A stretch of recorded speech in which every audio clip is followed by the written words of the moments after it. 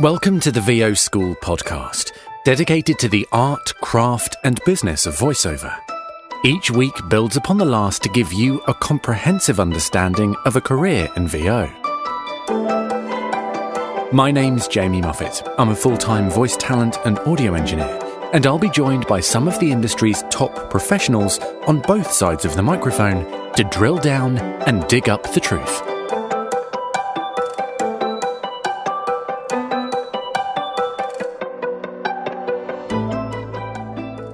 All right, hello. This is episode 8 of the VO School podcast. Today we're going to be talking about getting your first job in voiceover. And we're talking to two exceptional people. I'm excited to bring that interview to you. Thank you to all the new people joining our Facebook group, which can be found at facebook.com/groups/VO School podcast. We're starting to get some really good conversations happening there, and good community is slowly starting to build, which is excellent. So please join and be part of the conversation there. I'm also on Twitter, that is at VO School Pro, so feel free to follow that too. So we're going quite European on this episode, and I'm representing the US market because I live here. But we're all Europeans in this episode. We have Armin, who's German, Rachael, who's English, and I'm English too. So don't let that put you off if you're American. Everything still applies. We get some interesting insights into the German voiceover industry, which I honestly didn't know a lot about. So that's very interesting, hearing that from Armin, and how that relates to the UK, Australian, US, Canadian, English-speaking markets. Quite interesting, that comparison there. Anyway, I probably should not keep you waiting any longer, so let's go ahead, have a little break, and get on with the bios. Style. Power. You're watching the home of the NFL. The all-new iPhone. Reserve your Disney World season pass now. Through all the runny noses, 3 a.m. coughs. An all-new American Crime Story, tonight on FX. Hi, it's J. Michael Collins, and these are just a few examples of the first-class demos my team and I are producing. If you'd like to have something similar, visit jmcvoiceover.com and click on the Demo Production tab to find out more.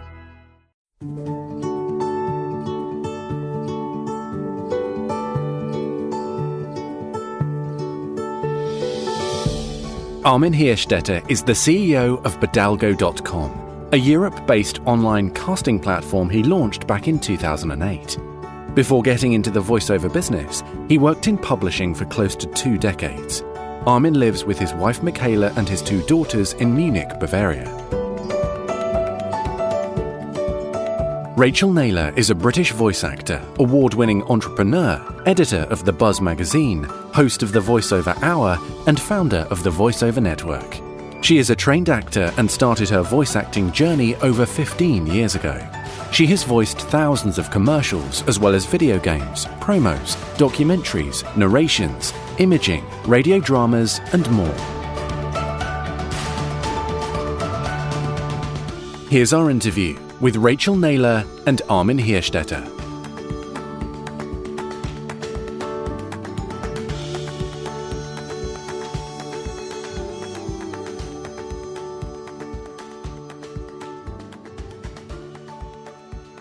All right, so this week I am joined by Rachael Naylor and Armin Hierstetter from Badalgo, and Rachael is from the Voiceover Network, and both of these 2 guests are also voice talents, so perfect people to have on this week. And our subject is finding your first job. Welcome, both of you. Hello. Thank you. Hi, Jamie, and thanks so much for having me. It's an honor to be with you today. Yeah, great to be here. Thanks for coming on. So before we get started, Rachael, I want to ask you about your Voiceover Network partnership with Spotlight. Can you tell me a bit about that? Yes. Yeah, really exciting. So the Voiceover Network is a membership organisation for voiceover artists around the world, and it's about bringing everybody together to help and support each other. The industry is changing so much at the moment, and I've been in the industry for a long time, that I really saw that there was a real need for somewhere for everybody to go and get help and support and training and events and And we've recently, as you've mentioned, just partnered with a company called Spotlight, which is a casting platform here in the UK, and it's the number one casting platform in the UK. They're very much about professionalism. Now it's been for actors for years, and they started in 1927. Wow. And there used to be books, and I remember the days where they were these big thick books, and every actor in the UK is in it. So it's something that you have to be in when you're an actor in the UK. And to be on Spotlight, you have always had to have on-screen and theatre credits.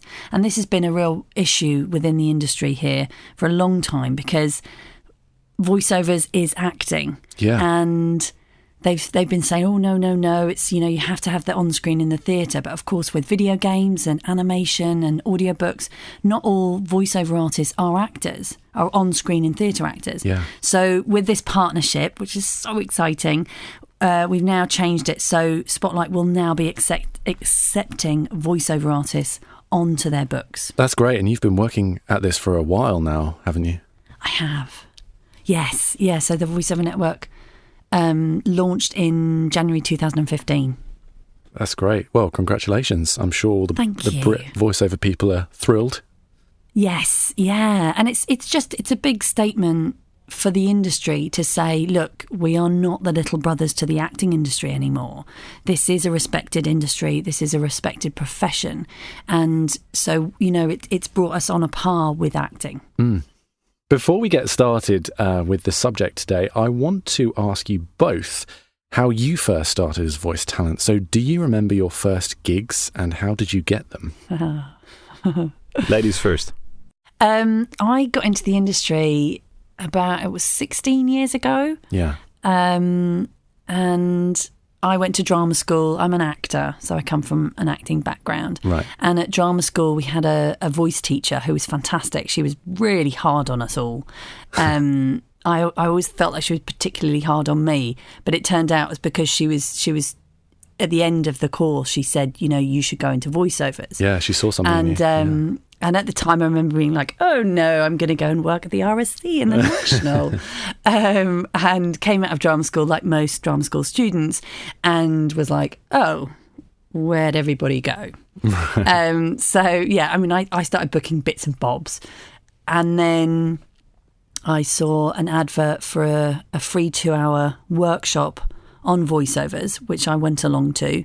And I thought it was fascinating. And as soon as I got in front of the microphone, I just knew this was where I was meant to be. And I felt so at home and I loved it. And then I got my reel done and started sending it out. Like most people, just didn't get anything for ages and ages. But my first job was pretty hideous. I remember it was terrible. It was for the listening company and it was free. So it wasn't a paid job, it was a free job. And I think for most people, it probably would have been the end of the end. But I battled on. And it was to narrate. It was a GCSE book on Richard III. Yeah. And it was so hard. It was so hard. It was so bad because it was just a textbook. Right. So it was all the different, that some bits were talking, some bits were written out, and I had no idea what I was doing. I had no idea. So, wow. Yeah. So it was like an audiobook version of a textbook? Yeah. Wow. That's sort of throwing you in at the deep end, really. I came out there and I was I was totally done in. But it didn't put you off? It didn't, no. Amazingly, I managed to bounce back from that. So was that a launch pad for you into other projects? No, that was it for me. Right. I think they were just like, no, thanks. But so cutting my teeth, talk about, that was tough. And then I can't remember what the first one from after that, the next one after that was. I did a lot of telephone on hold to begin with. Right. And probably the big kind of job for me, my kind of biggest first job was the voice of Virgin Media. Oh yeah, cool. That's a great job. So that was quite exciting. And that came from, I saw an advert for a job where they were looking for Spanish speakers. And I don't speak Spanish. And so, but I thought, you know what, I'm going to send my stuff anyway. And I sent my stuff. I did say I don't speak Spanish. And it just so happened that my reel landed on the desk the day they were casting for the Voice of Virgin Media. Wow. And they got me in and I booked it. And what's it been, about 15 years now? And I was recording every week for 13 years. Oh, wow. That's an amazing gig. And how did you get that? Who did you send it to? It was a company called SOH, which is based in Chiswick, which is where I grew up, actually, in West London. And it just goes to show, you know what, you just got to send your stuff to production companies. You never know what they're going to be casting. Wow. Well, we'll be getting to that shortly. So, Armin, what about your first gig? Well, I used to work for a publishing company before Bodalgo started. And in 2004, a colleague of mine working for FHM, For Him magazine, it was a men's magazine that it was very big in the UK. I remember it. Maybe it's even still there. And so they needed, for the new version of their commercial, a new voiceover, just a few words changed. And I said to this colleague, well, why don't you get me into the studio? You always compliment on my voice. So if it goes bad, well, there's nothing you lost because I don't charge you anything anyway. Right. So and he said, well, yeah, let's give it a try. And the next day I went to the studio and there was the director there and he said, like, after my first or second take, he said, well, I can hear now that you're not a professional. He knew before, of course, we told him. But if you just follow my direction, I'm sure we can do it. Yeah. And it took like 20 minutes and the thing was done. And I remember when I drove there in my car, I was always repeating like the punchline of the claim. And it goes like this. FHM, Männer sind so. And I did that for like half an hour, all the ride in the car. I did all the time. FHM, Männer sind so. FHM, Männer, and it means like men's are like that. FHM, men's are like that, right? Something like that. So, and when I had the gig booked, or when I finished with that, I thought I was completely naive. I thought, Armin, you are a voiceover talent now. And I had my CD with my demo reel, like with my one spot that I had. Oh, right. And I sent that out to all agencies I could find. Yeah. And not one of them could be bothered to even reply. Right. And I was getting like frustrated and I thought, that's not going to work. And then I looked online if there would be like other ways to get jobs as the voiceover professional that I felt I was. And I found a website, a pay-to-play website, and I found somebody there that was German too, because it was a North American website, and I thought, well, probably not so many German jobs there. And the guy said, You can join them. It's not many German jobs, so probably more of the low paying stuff. But but I was desperate. I wanted to show my talent, of course. So I joined up with one of the websites and I got my first gigs and I always thought, why isn't there a website like that in Germany for German jobs?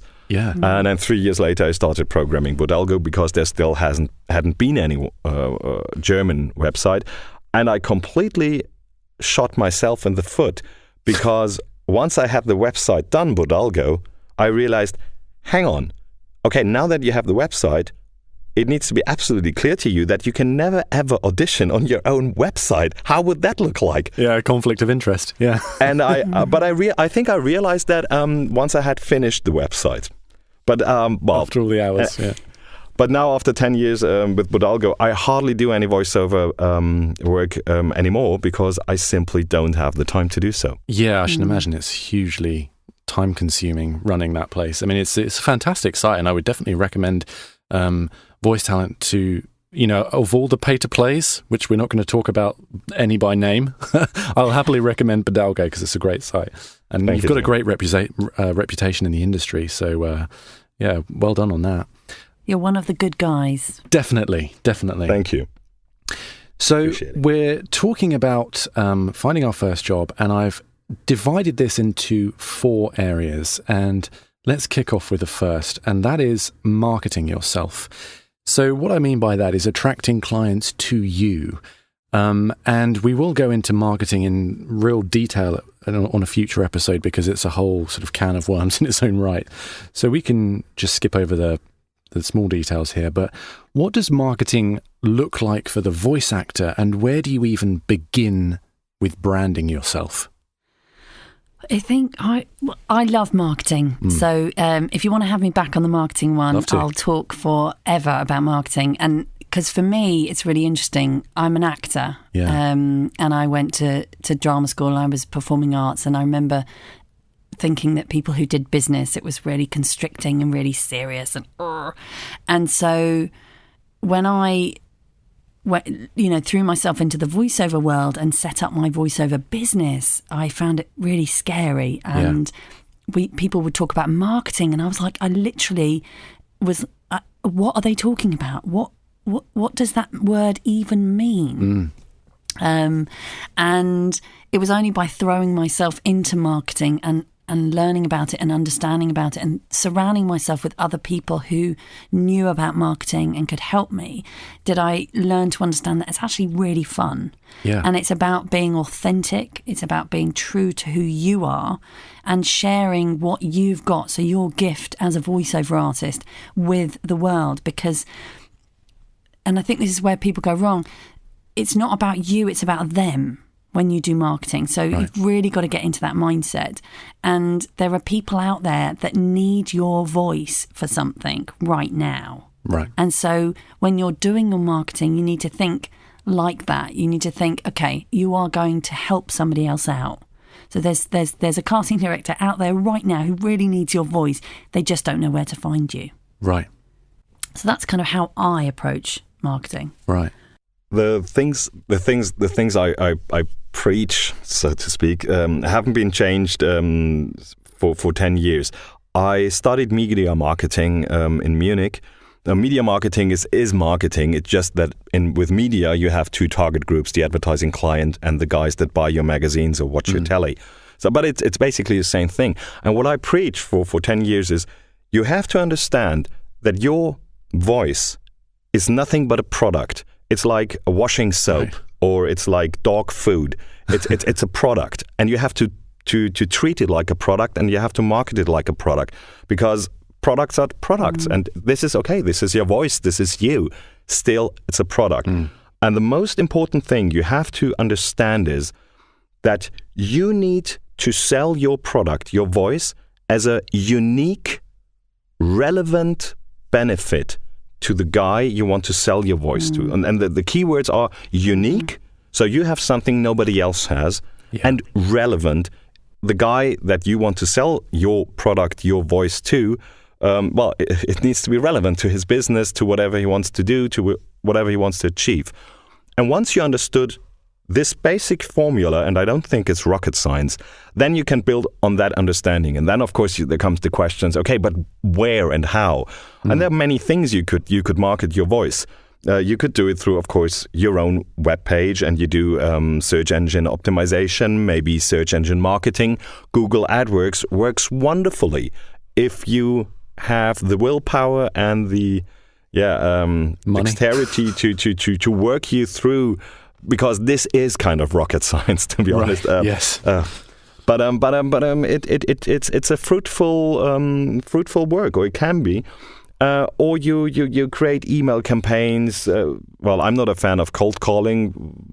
One reason, because it's not allowed in Germany, but I think it's pretty annoying. I never did it, and I think I could never do it. But you have many channels, and you try them.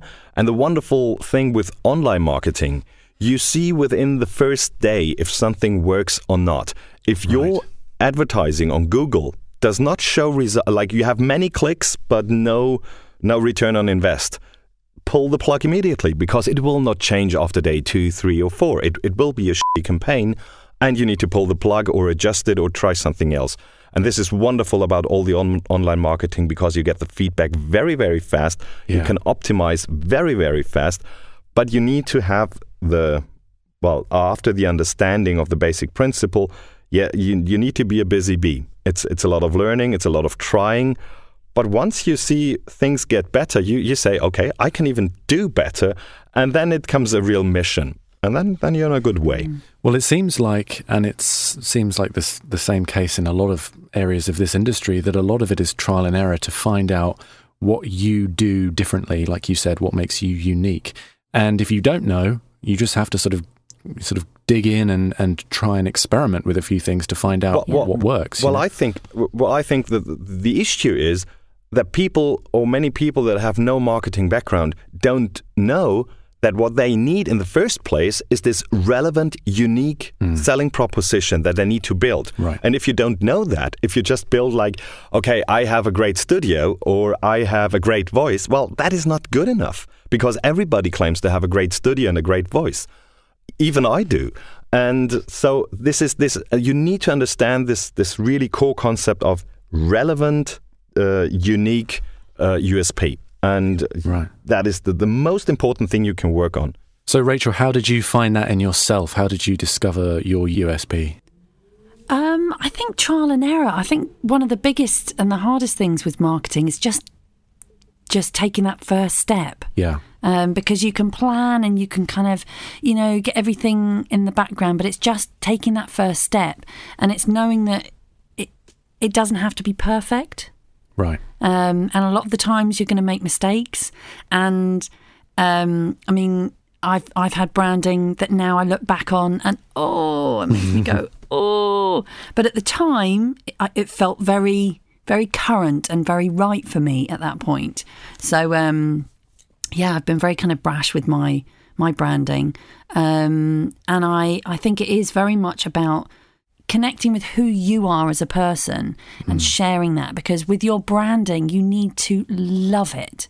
You need to be able to show people your website and feel really proud, and you need to give your business cards away and think and look at the business card and think, you love that, which is why with branding, it's very good to kind of connect, I think, your voice and your branding with something about you that you love, know, whether it is that, you see great brands where people have connected with, Stefan Cornicard is chocolate because he loves chocolate. So his thing is chocolate. And there are other voiceover artists who, so it's finding, so for me, it's the colour yellow and sunflowers. Right. So a casting director might be like, get me the chocolate guy.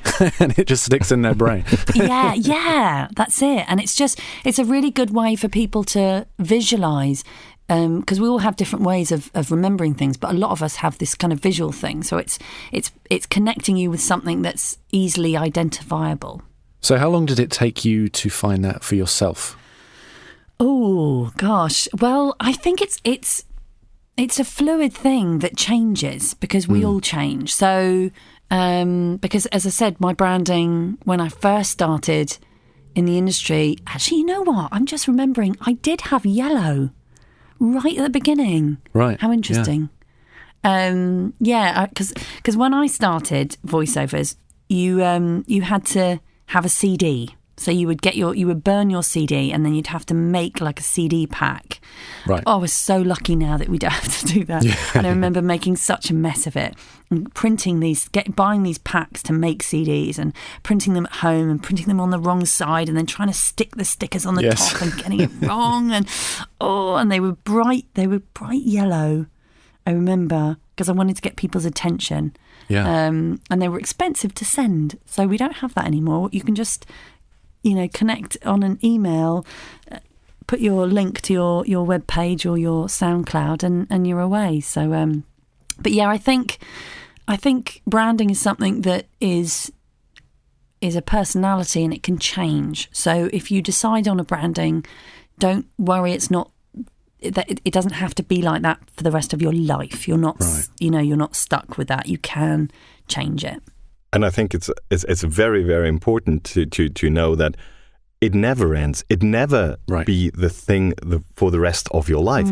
You change all the time because the world changes all the time. Yeah. And marketing is all about, you did this, you had your strategy, you follow whatever you do, your strategy, and once you're finished with it, you start right from the beginning because things have changed and you need to adapt to those changes. Whether it's the style of the voice, like we have now for years, the conversational read, or if it's the style of your website, we have now responsive design everywhere, or if it's just the tonality, it's many, many different things. And so it changes all the time, which makes it, for me, I embrace the change because it's wonderful. It never gets boring. Yeah. Maybe annoying at times, but never boring. And so, this constant change and going like in circles. Once you finish, like it's like the coach of the German football team in 1954 when they won the world championship, and he was asked after a game that didn't went so well, so how do you feel then after the game? And he says, I don't understand the question. After the game is before the next game. After the game is and after the marketing is before the marketing in the next life cycle. Yeah. It's really, it goes on and on. Yeah. And if that fills you with horror, you can always hire someone to do all that kind of stuff if you've got the money. So if that seems like too much work. But it's all the little things in marketing. So, it's doing, I always say to people, it's doing the little things every day that add up. Yeah. So, because I think with marketing, people can feel overwhelmed, especially when they're starting out and it's that big word. I remember that big word and thinking, what does it mean? Yeah. It's just doing little things every day. So you can start off by, having your Twitter account and tweeting. Social media is marketing. And you can do a couple of emails a day, and you can build up, but just do a little bit every day, is what I say. Right. Okay, so that is the marketing side and attracting clients to you. Well, I actually had a question here, but I reached out on social media before we had this interview here and asked if anyone had any questions, and some guy called Tim Tippett, friend of the show, asked this question, and he phrased it much better than I did, so I'm just going to read his question instead. So he says, should new talent seek out jobs on Upwork, Fiverr, etc. to build a resume and or experience? And if not, why and what other paths should a newcomer take? And the second part of that question is, should they be hitting pay-to-play sites when first starting out? So this is Armin territory. So why don't you kick off? Okay, the first thing that I want to say is, why do newbies ask where I can I get my headshot, or where can I get my first job, or where can I get my first booking or my next booking? Shouldn't be the first question they ask, how can I be good? Yes. And this is where it all starts. Yeah. So this is where you start. And if you are good because you're professionally trained, you have a decent coach, you have great demos, and a decent coach will only let you produce demos if you are there. And then once you have all that set in place, then there is no need for you to go to, I promised not to say the F-bomb, to go to Fiverr. There is no need to go to Fiverr or any of those platforms. It's very difficult to bootstrap yourself out of the swamp you got in once you sold yourself for $5. Yeah. And I think that's a no-brainer. It's very easy to understand.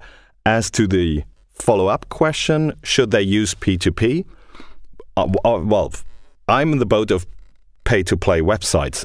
And of course, I think I'm a firm believer that online casting is something that has established itself over at least the last decade.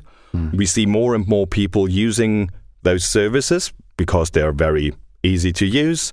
It makes life much easier for the clients, to some degree for the talents as well, as I believe, because they get the jobs delivered to their doorstep.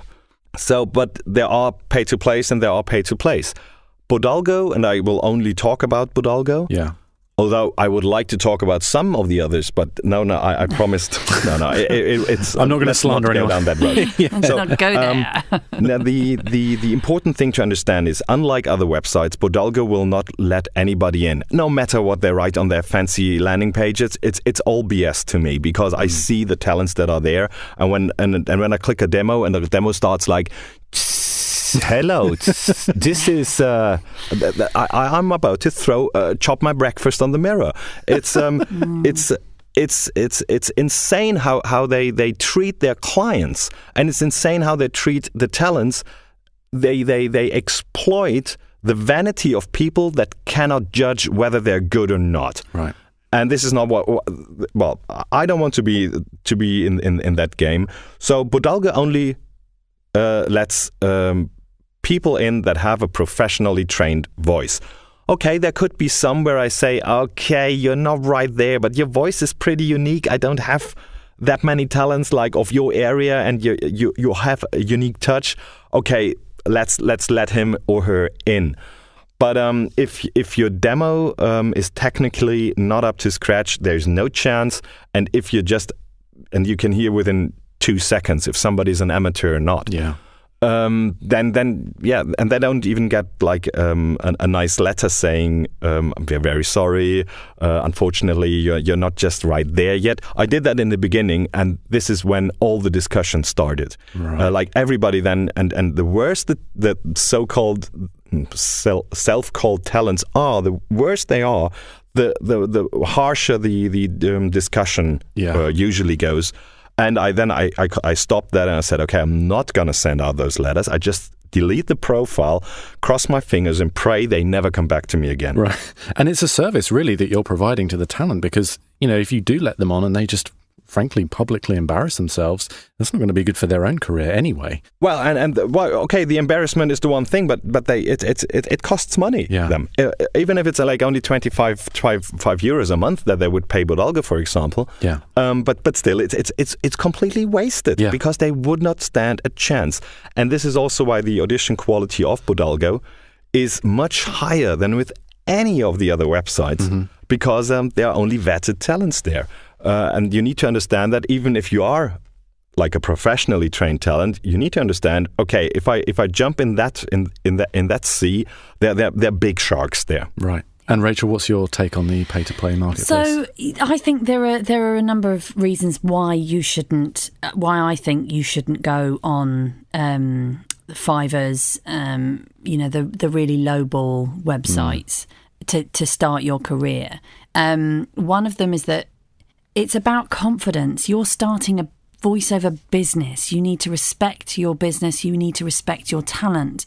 And by kind of putting yourself in with the kind of the bottom of the run, the Primark, the lowest of the low in the industry, it's very hard to then climb up. What you need to do, as Armin said, is you need to get training. You need to surround yourself with people who are working, and you need to make sure that you're up to standard before you then go out and start working.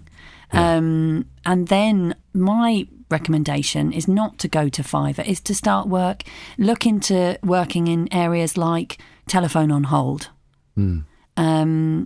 Contact production companies. Build your contact list. You are a business. You really need to kind of think you're a business. You've got to put a business hat on. You need to go and find your clients and sit on Google and search, local production companies and contact them. And you might find that there are a couple of local production companies. You could call them up, or not in Germany, because that's not what you do in Germany, but or email them and connect with them and say, look, you're starting out, you're a voiceover artist. You would, is there anything that they've got that you can do?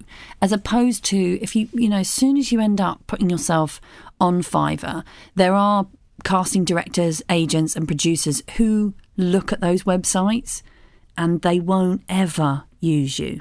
Right. So it's really tricky. And I do know it is that chicken and egg thing because, you need the work, you need the experience to get the work, so it is tricky, but it really isn't a good idea Is there something to be said, going on from what you just finished up with there, playing devil's advocate, that there's something to be said for, being paid to practice, essentially? Yeah. But you can also practice at home. You can be recording stuff at home. You can get scripts. You can listen to TV stuff, take down adverts, or get a book. Do your own, record an audiobook at home. You've got to just practice, so that you feel confident. And it really is. Confidence is such a massive part of the success of a voiceover artist. Absolutely. And if you wreck your confidence early on by accepting low-paid work, it's very difficult to then climb the ladder and get the good-paying work, because there is great paying work in this industry, but you don't want to. There's a long way to go if you start with £5. Right. Armin, what is the percentage of people that you accept onto Bodalgo, would you say? It was very much smaller in the beginning, because people tend to understand, meanwhile, that Bodalgo is a no-go for them if they're not trained. So they seem to have gotten the message. Right. But to give you a ballpark number, Bodalgo had about 32,000 applications in the last 10 years for voiceover talents. And within the roster, there are about 6,600. Right. So that makes it, 16% or something like that. Right. Okay. Well, that's it's a fairly healthy number of people still on your roster, but there's a lot of people applying for that, so you got to be at the level. Yeah. Well, compared to others, Bodalgo is tiny. I know of a website which name, of course, we don't will not say. They claim to have 200,000 talents. Yes. 200. So they say. Wow, that's gone up. I thought it was 125,000. 200,000. Wow. Yeah. Well. See, and no, but it's just not the quantity. It's really the quality, and the quality only matters. Is the only thing that matters to me. Imagine, let's say, any talent could actually book a job, and I should not care about the quality too much.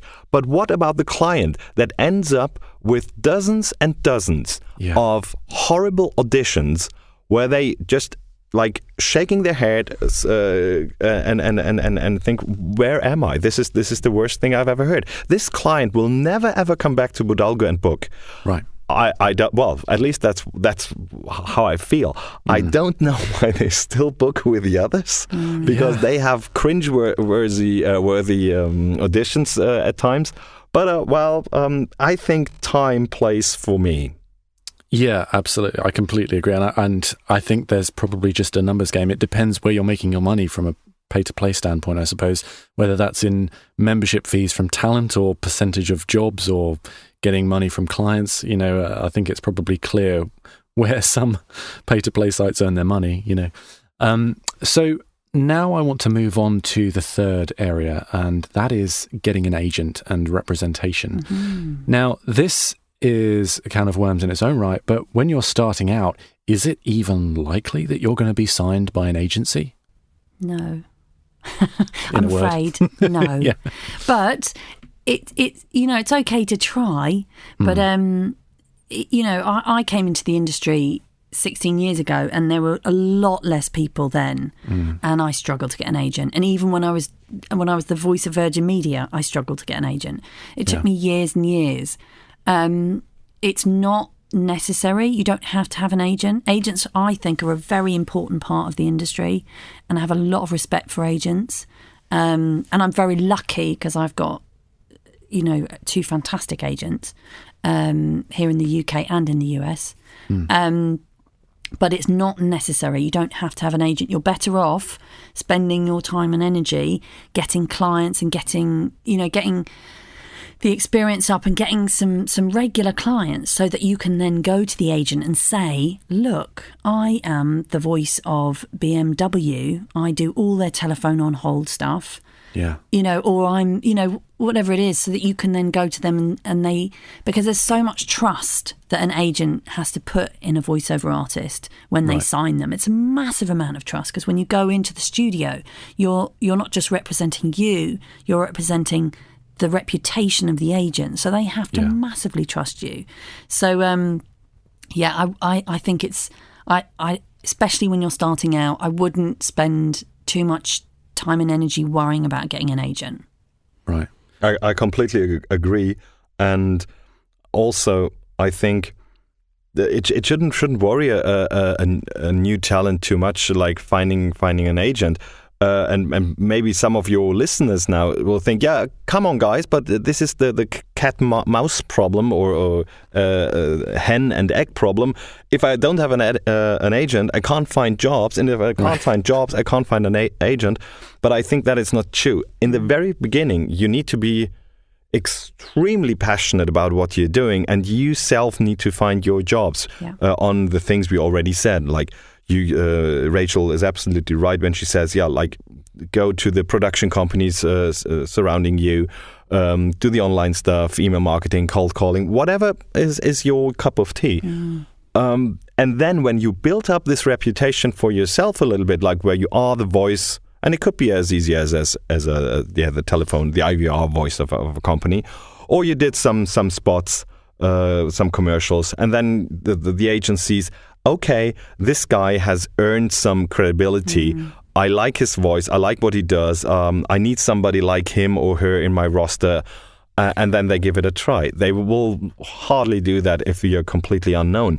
And I can only speak for the German market, where I see on the agents' websites so many times that they say, if you are a voice talent, don't bother to send us any demos. At the moment, we are not hiring, or we are not taking anybody new on board. And I read it all the time.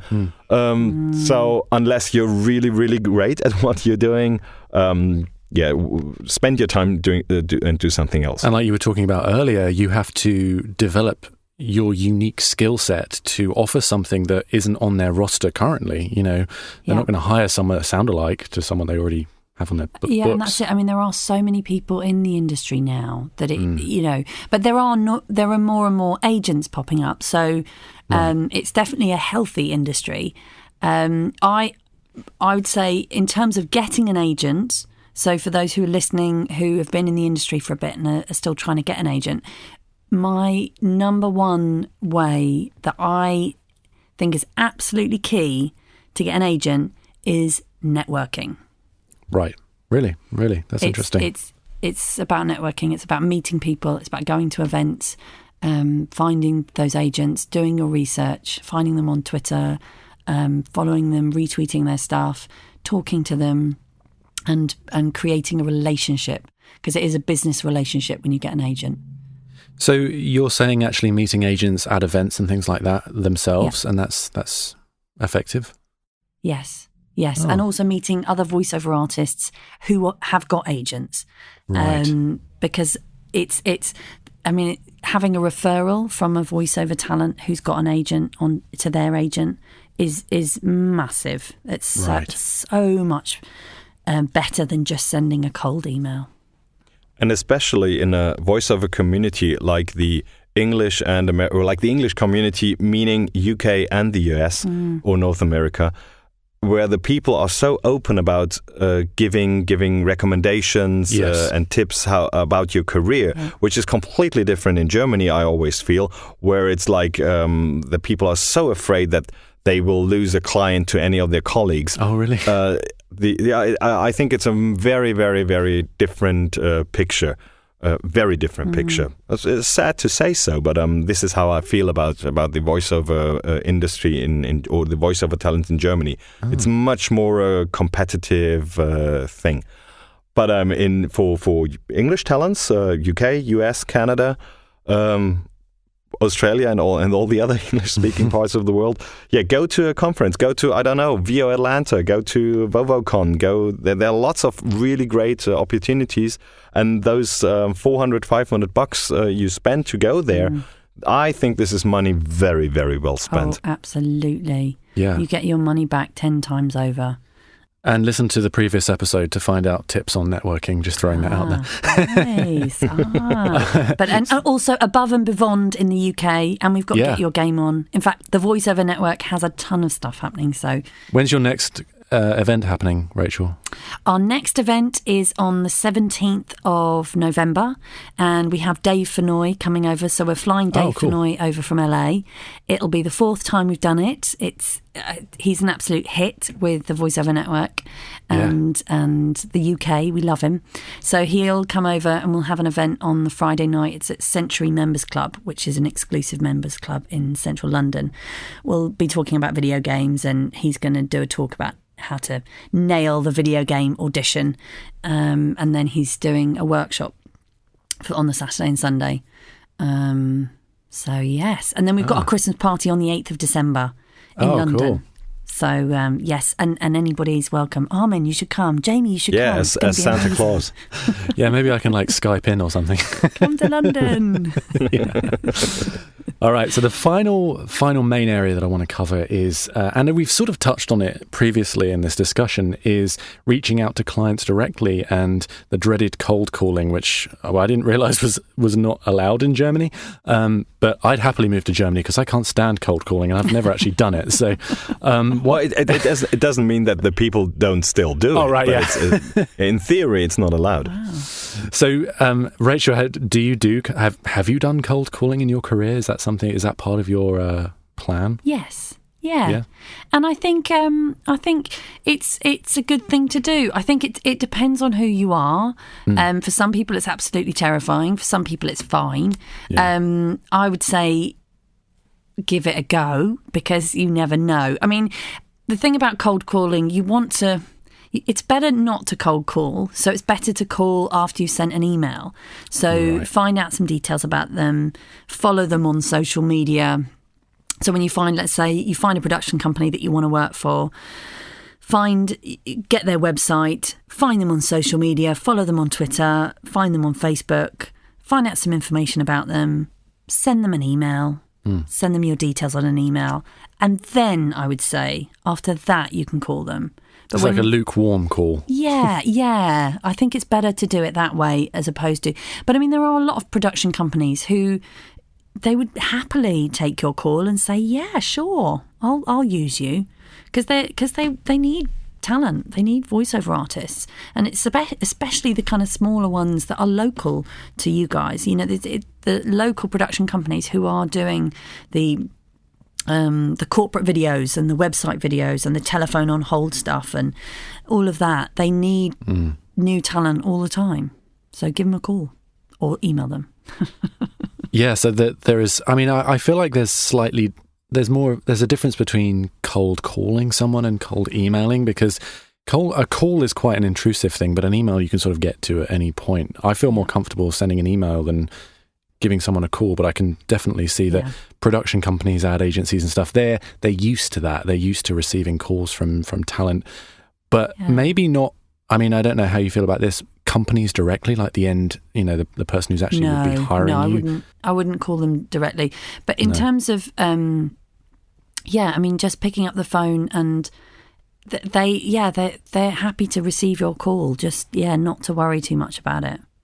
I think a call probably has, of course, much more impact than an email. And also an email, well, it's only hitting backspace once and the email is gone. Right. The callee can't do that with the caller that easy. So, and if you are great on the phone and you have those quality of a salesman, then give it a go and try it. It was just never for me. I always used the social media networks like Crossing mainly Crossing because I never liked LinkedIn that much. But I know it's a big thing, but I just didn't really like it that much.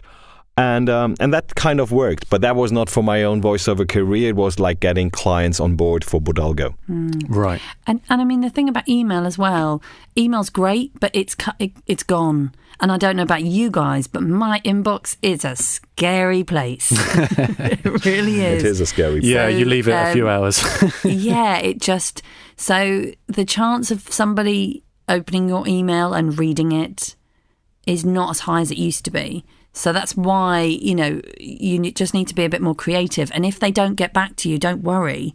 Don't think, oh gosh, they don't like me. Sometimes I've had jobs, years later from somebody I emailed They didn't get back to me. They didn't respond at all.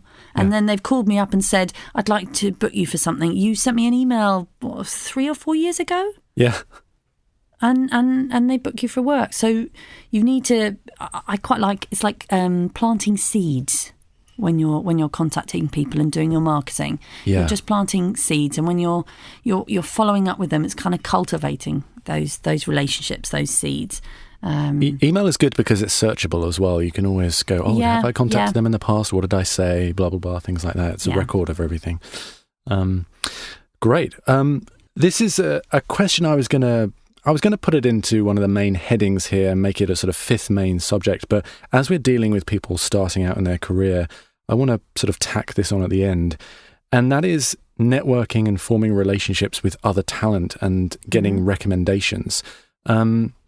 Now, for that to be effective, you have to sort of have a proven reputation yourself. So it's not necessarily something beginners can utilize. But how important is that in your career in general as a voice talent? It's absolutely essential. Networking is like, it's the most, I think it's one of the most, obviously your talent and being good is the most important thing. But networking and surrounding yourself with other voiceover artists who are doing stuff and who are smashing it in the voiceover world is absolutely key, because it's very much about who you surround yourself with. Right. If you surround yourself with people who say it can't be done, you'll never get it done. If you surround yourself with people who say it can be done and you're going to do it, you will do it. It's that simple.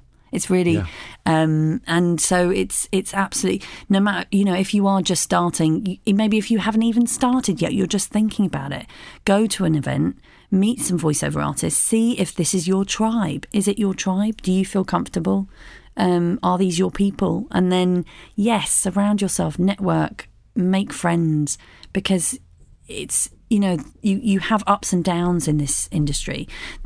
Sometimes, you're smashing it and sometimes it's just not happening. And you want to surround yourself with other voiceover talent who are going to help you out in those moments. So it sounds like it's slightly different in Germany then, Armin.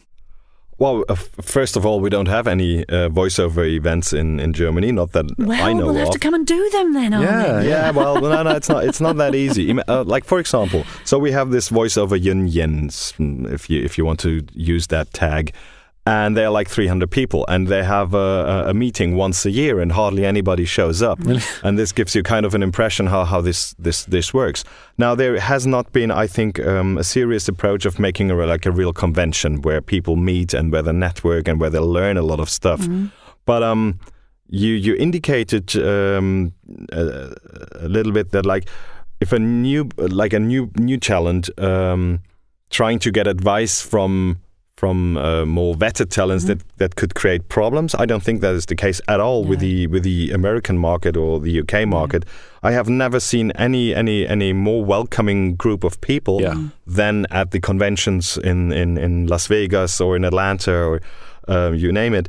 And London. No matter how new you are to the business, as long as people see, okay, he or she is serious about what she or he is doing, they're more than happy to tell you anything you want to know. Right. Well, they probably don't give you their client list, which I can understand. But apart from that, if it comes to how get the best sound of my microphone, which microphone to buy, which headphones, how do I build a booth? There's so many people that can help you out there. And and they're all like outgoing people. You hardly find like introverts among voiceover talents, which is a good thing because they're talking all the time. They just can't shut them out, which is really great because they tell you anything you like. No, but seriously, no, and they'll sell you everything. Yeah, absolutely. So the Voiceover Network. One of the big things that I'm really proud of and that I have really kind of championed is that everybody's welcome at the Voiceover Network. Yeah. So really experienced professionals hang out with people who've just started in the industry, because I think we can all learn from each other, and that happens in our workshops as well. And I know that some voiceover artists are like, no, but I only want to work with, I only want to train with really experienced professionals, and I get that. But I learn a huge amount from somebody who's just started in the industry. when I'm in a workshop with them, it's amazing how much you can learn from somebody just starting out in the industry, because they have so much to bring to the table. And the other thing is that, you know, from an experienced voiceover artist point of view, there are a lot of new talent in this industry who've come into the industry from production, from being a producer, from being a casting director, and they've gone, oh, I fancy a bit of that now. So they're great. They've got amazing contacts. And you find great coaches, and you find great demo producers, you find great tech guys that can vet your studio. You have all the guys there when you go to one of those conventions or meetups or Rachel's event that she has. Yes. So, it's really it's a good thing. People shouldn't be shy. I think if they are shy, they shouldn't be doing the job in the first place. But that's something different. So, no, I really can only tell those people, if you're thinking about doing something like that, going out to an event, definitely do it. You will not regret it, that's for sure. And can I just give my super tip for networking? Yeah, go ahead. It's not about you, it's about them. Right.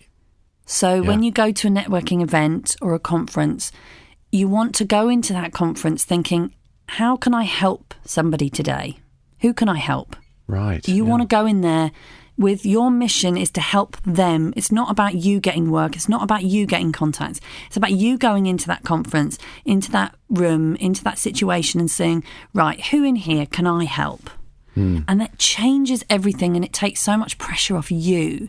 And as soon as you're helping other people, it will come back.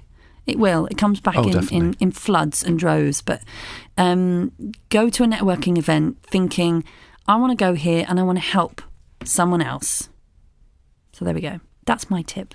Well, I feel everything's screaming at me to end this on this final question because it's so positive and wonderful, but I do have a slightly miserable question to end on, but no. I want to get to it. I want to get to it anyway. It's not really miserable.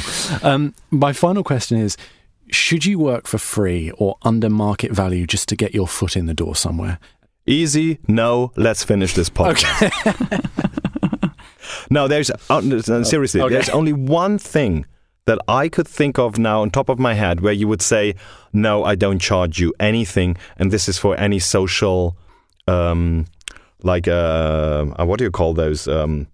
Like non-profit organizations, something like that. Like a charity. There you could, and if it filled your boots, then you can do that. You would never ever do any, with the slightest sense of commercial work, you would never ever ever do that.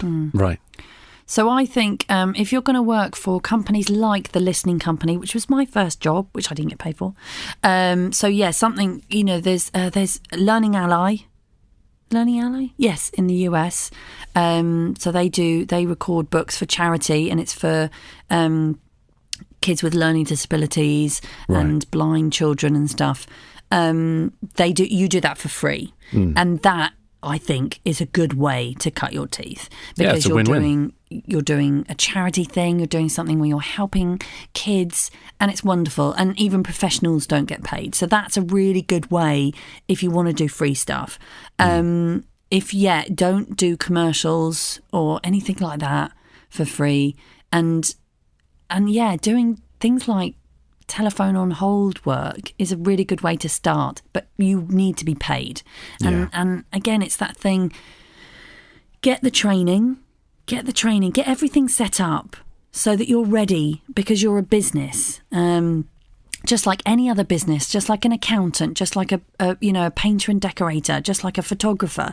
You need to get your ducks in a row. You need to feel confident to go out there and provide a service. And you just be very, very wary about anybody who says do something for free. Right. That's great advice.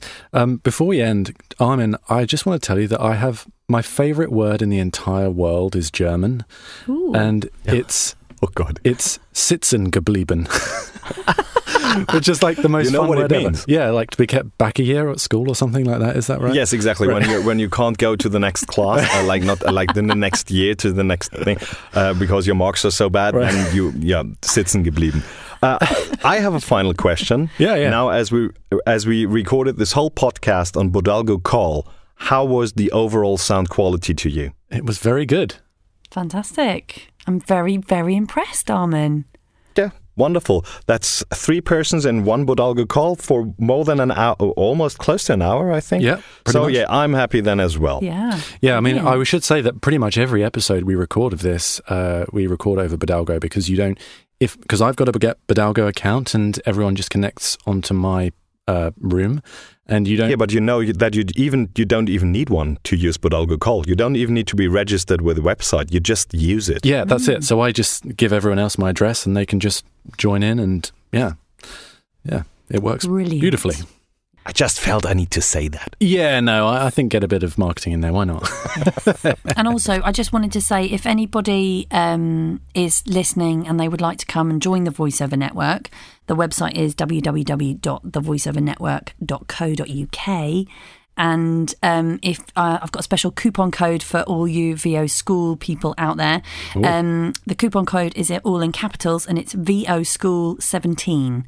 So you can use that coupon code, and it will remove the joining fee and reduce the monthly fee or yearly fee to be a member by 20%. So there we go. Wow. I'm happy to bring in lots and lots of people, because the Voiceover Network, the bigger it gets, the more we can do. So the Voiceover Network is about helping, supporting and strengthening the voiceover industry. So with training, workshops, and the Buzz magazine as well, which is the only magazine in the world dedicated to the voiceover industry. So cool. And there's a feature of me in the next issue. Absolutely, there we go. So Armin's actually in the next feature. Jamie, we need to get you involved.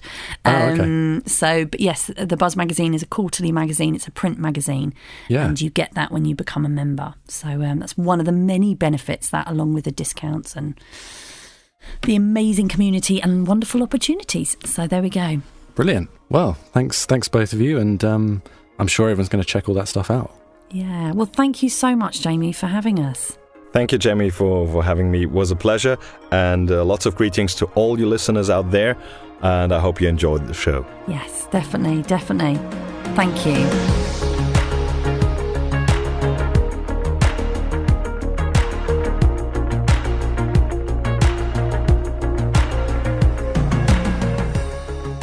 Didn't I tell you this was a good interview? Thank you so much to Rachael and Armin for coming on and sharing their extensive knowledge from a European perspective. And I'm based in the US, and everything they said applies here too. So wherever you are, Europe, US, Asia, Middle East, wherever, a lot of this really does apply to you too, particularly if you want to work in the European or US markets, even if you're not based there. So I hope that was helpful. Thank you to everyone that has liked and shared and reviewed the podcast, and please continue to do so, because it's so crucial in us getting our name out there and the word out about this podcast. And the further it spreads, the more I'm going to continue to do it. So thank you so much for that and your continued support. Next week, I'm hoping we're going to be doing our business episode, and I've got a couple of people lined up, and hopefully we can get that recorded shortly. So join me next week when we talk about that, and thank you so much for listening. I'll speak to you next time. Bye. Thank you to this week's guests, Rachael, Naylor and Armin Hierstetter. Thanks also to Backstage Magazine and J. Michael Collins. Join us next week for another class.